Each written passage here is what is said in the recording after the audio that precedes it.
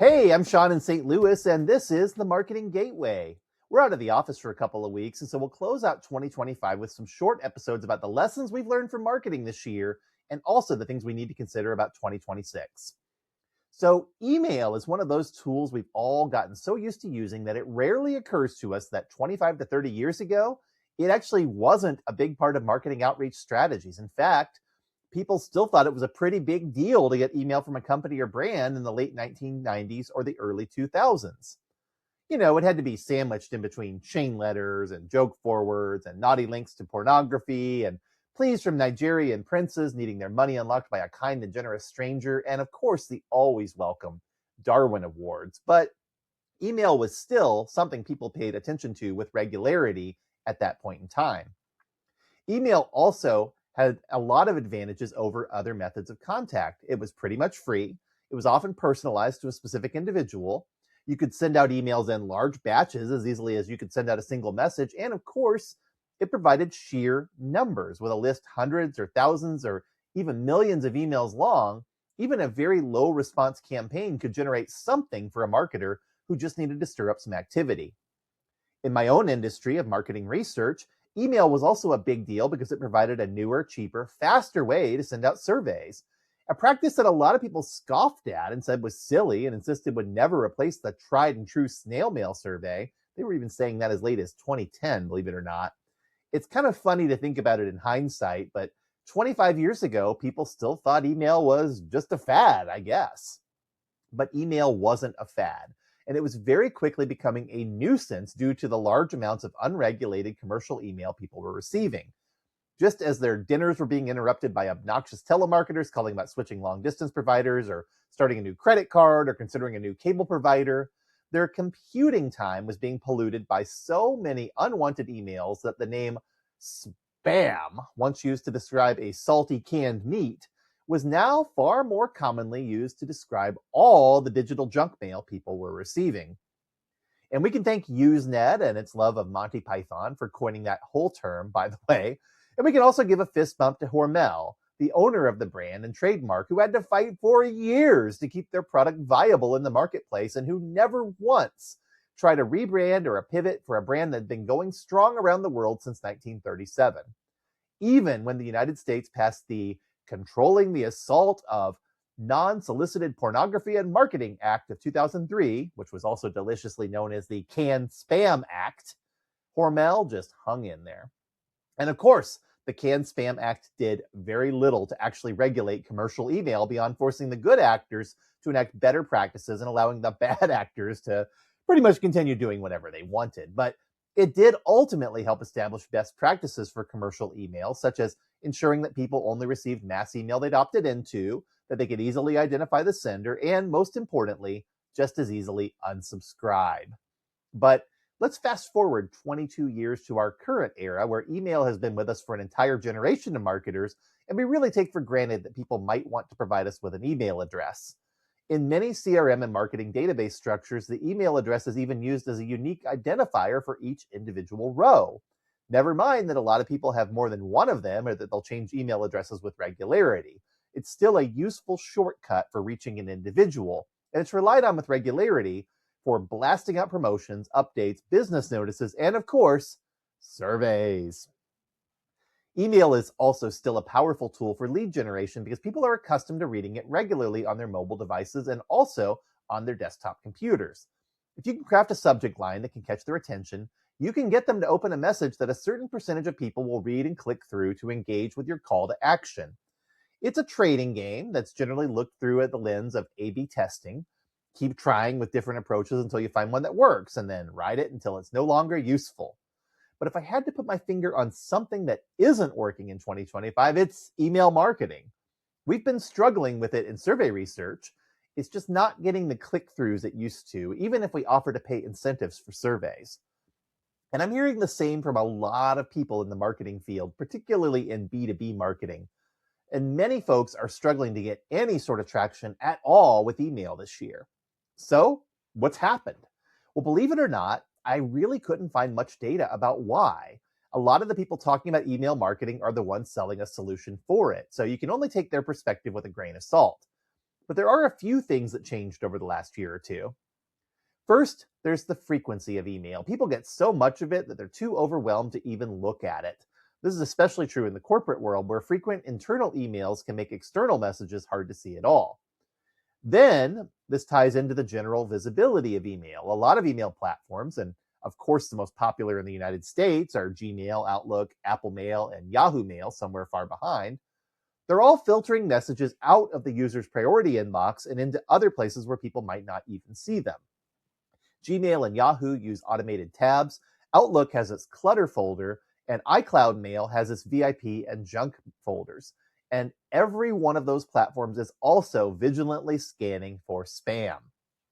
All of these platforms are using algorithms to help sort commercial email at scale. And even if you're playing by the rules, user behavior helps to shape where those messages might actually show up. Your domain name may start getting filtered, and you may not even realize what's happening behind the scenes. Email campaign manager programs like MailChimp or Constant Contact work to stay ahead of the digital arms race here, but they're also easily filtered by users who are tired of seeing commercial email. And then there's the fact that most people don't read email on their computers anymore. They're using their phones or perhaps even their smartwatches and swiping away or ignoring things that don't seem relevant when they hit their notifications. If the subject line isn't important enough to grab their attention, the email may not even be read, especially if it's not something the receiver is actively interested in seeing. On the B2B side, I can also personally attest, as many other marketers out there can, even personalized messages to individuals aren't working as well as they used to, even though they used to work very well to get some sort of response.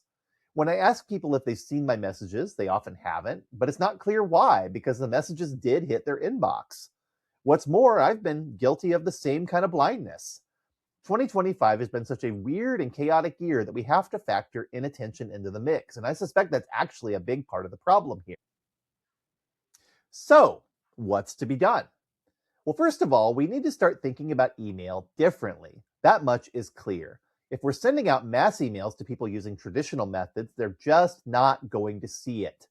I found individuals respond much better to opt-in content tools like Substack that reach a fraction of my email list, but which deliver far higher quality responses as my receivers engage with my content. Email needs to be used in a conversational way, not for cold calls. And that means we need to find other ways to get people to open the email conversation with us. Text messages may also be a better way to reach people directly right now, but I think as soon as they start being overused, we're going to see a lot of the same exact issues we have with email. So I wouldn't rely on that channel too much. Text messages are also not great for B2B marketing because people tend not to list their cell phone numbers on their profiles or their signature lines. But you know what? I still invite my clients to text me, and many of them do. It's far more convenient and top of mind for them than email, and they like the personalization of it. So it can be an effective channel when it's driven by the customer. Second, we need to stop trying to automate email in bland, generic, one-size-fits-all approaches. Email needs to be personalized to feel sincere, and those who take the time to write personal messages that regard individuals as valued customers tends to receive far better responses than those who send out mass campaigns hoping for return rate at scale. For B2C, this is tricky, but it is doable. Major brands have been customizing email messages for years using algorithmic approaches, and it just involves using segmentation and target marketing to ensure customers see the sorts of content that they're actually interested in. One suggestion that I saw for B2B was to utilize AI tools to scrape LinkedIn and other social media for information about each individual, and then to build a quick message that mentions some of the things that person has done recently and talked about online. Accomplishments they've had, awards they've received, speaking engagements they've had, things like that. All this does is simply speed up the process of looking for reasons to reach out to people who may be interested in a service, so it's not so creepy as it is helpful. The key is to use the AI output as a research tool to help you to quickly learn about their interests and their needs, and not to automate a lead generation email from it. Keeping things personal still seems to be the best practice. Well, after that, let's talk about the call to action. Email, like other forms of marketing, needs a clear call to action to be effective. So when an email tries to be all things to all people, it's going to be a mess. It's even worse when you factor in mobile devices, which are not optimized for complex messages or multiple calls to action. So click-throughs are a reliable call to action, so I would suggest you start with that. In B2C, you usually want to get people to click through to a landing page, and in B2B, clicking to make an appointment or take a quick survey is often a reliable way to get them to interact. Next, ask yourself why anyone would want to do that. Would you want to do that? I know I often wouldn't, but you know what? If it's valuable enough to me, there are times where I would. So study those opportunities and try to understand what might drive people to engage with your email rather than to simply swipe it aside and forget about it. Finally, recognize that timing is everything, and email often needs to be scheduled to suit eyeballs. For survey emails, we get the best responses at specific times of day and days of the week because those are the times when people are more likely to actually be reading email. This gets even more complicated when we factor in time zones, but you know what? If I'm sending an email survey invite out at, say, 8 a.m. on a Tuesday, I may be read a lot more than if I send it out at 8 a.m. on a Monday when tasks have piled up, or at 4 p.m. on a Friday when everyone's already checked out for the weekend. And for B2B, I often send messages out when I expect someone might be at their desk, especially if I see them posting on LinkedIn or other social media. That's actually a great time to reach them. Even with all these tips, though, I'm still not confident email is a viable strategy going forward. I truly believe inattention is a big threat to the effectiveness of any sort of marketing that requires people to read things and respond. And unless you have their attention already, you're going to be less and less likely to break through the noise. So, next week, I'll talk about marketing strategies that can replace email marketing in 2026, and I'm really looking forward to sharing them. I'm Sean in St. Louis, and this has been the Marketing Gateway. See you next time.